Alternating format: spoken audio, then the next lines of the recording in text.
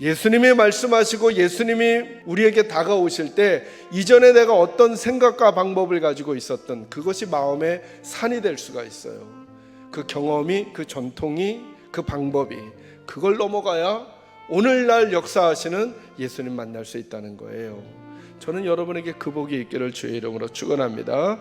첫 번째 마음의 산을 넘어가야 했던 사람의 이야기를 좀 나눌게요. 어디를 보시면 13절입니다. 같이 한번 읽습니다. 시작. 이에 그 사람에게 이르시되 손을 내밀라 하시니 그가 내밀매 다른 손과 같이 회복. 아멘. 회복이 돼서 온전해졌다. 손을 내밀어라. 너의 부끄러움이 변하여 온전해지고 손을 내밀어라. 너의 온전하지 않음이 변하여 힘이 되고 너의 손을 내밀어라. 너의 상처가 변하여 내 능력이 되게 해주마 라고 하는 주님의 음성이 여기 있는 거죠.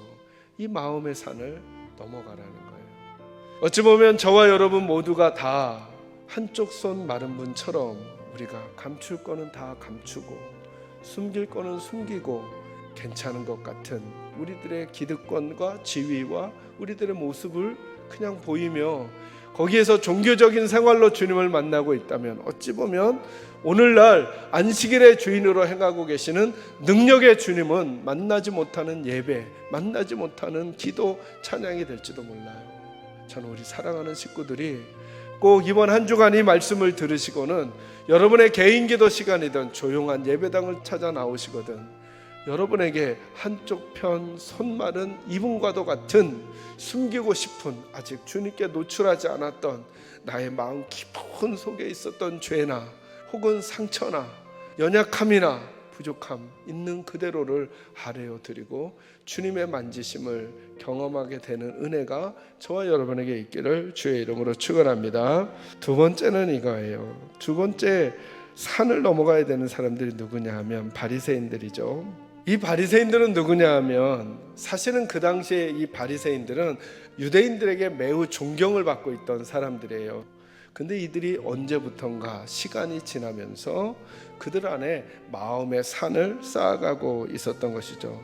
그 마음의 산이 뭐냐면 안식일에는 뭘 하지 말아야 된다? 일하면 안 된다라고 하는 생각이 있는 거예요. 근데 너무 재밌죠. 일을 하지 말라고 했던 그들이 여기 보셔요. 예수님은 한쪽 손 마른 사람을 고쳐주는 살리는 일을 하는데 14절 보세요. 바리새인들이 나가서 어떻게 하여 예수를 뭘 의논한다고요? 안식일날? 죽이는 일을 의논하고 있어. 너무 재밌죠? 이렇게 이 자리 지금 바리새인들의 얘기를 적용하는 거예요. 주일날 이렇게 이 자리 하나님을 높이러 나온 이 자리에서도 우리가 죽이는 일을 하는 일들이 우리에게 있을 수 있다는 거예요. 뒤에서 다른 사람 비방하고 욕하고 공격하고 해하고.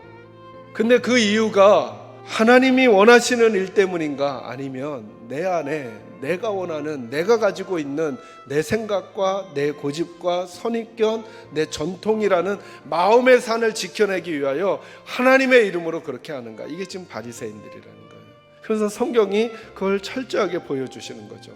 마지막 세 번째 마음의 산을 넘으라고 하는 대상이 누구냐 하면 이제 저와 여러분인 거죠.